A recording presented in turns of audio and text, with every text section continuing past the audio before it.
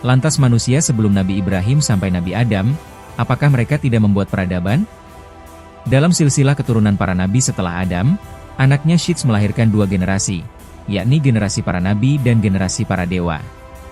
Generasi para nabi setelah Syits yaitu Nabi Idris dan Nabi Nuh, baru setelah itu kepada Nabi Ibrahim.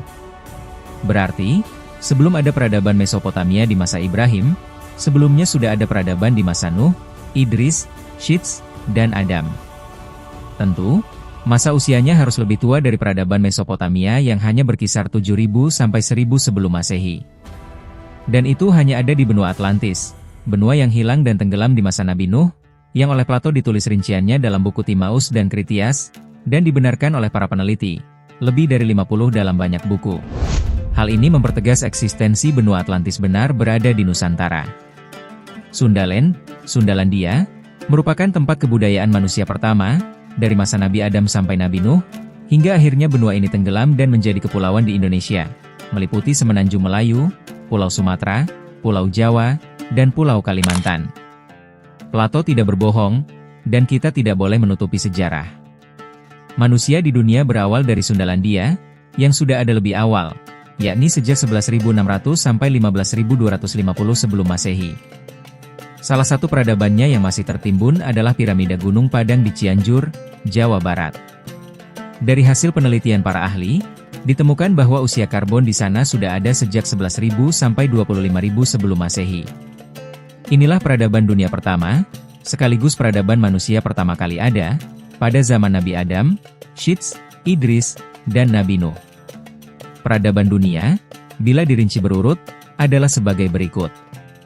Sundalandia, termasuk Gunung Padang di Cianjur, adalah zaman Nabi Adam, Syits, Idris, dan Nuh.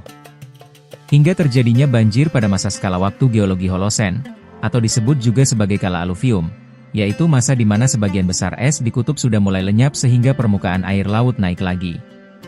Tanah-tanah rendah di daerah paparan Sunda dan paparan Sahul tergenang air dan menjadi laut, transgresi, hingga muncullah pulau-pulau di Nusantara. Kemudian, zaman Nabi Ibrahim, Mesopotamia di Irak. Lalu disusul India kuno, Mohenjo-daro, Pakistan yang merupakan zaman para dewa keturunan Nabi Syits dari Anwar. Kemudian muncul peradaban Mesir kuno, Sungai Nil, zaman Nabi Musa.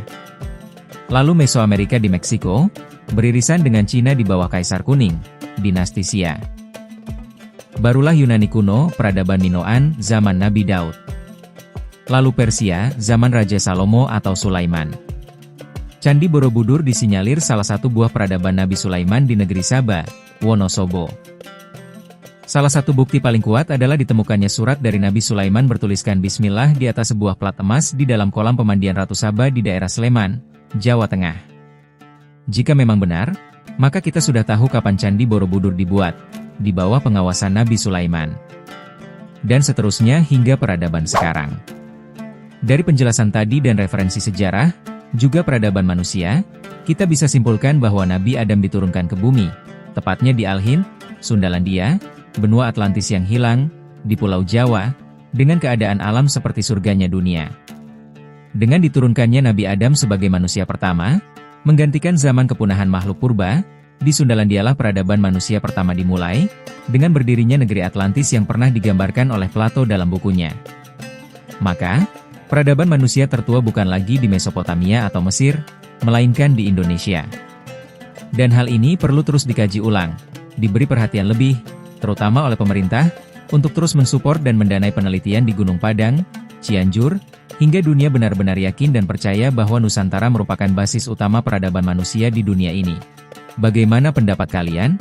Tulis di kolom komentar. Sampai jumpa di video selanjutnya.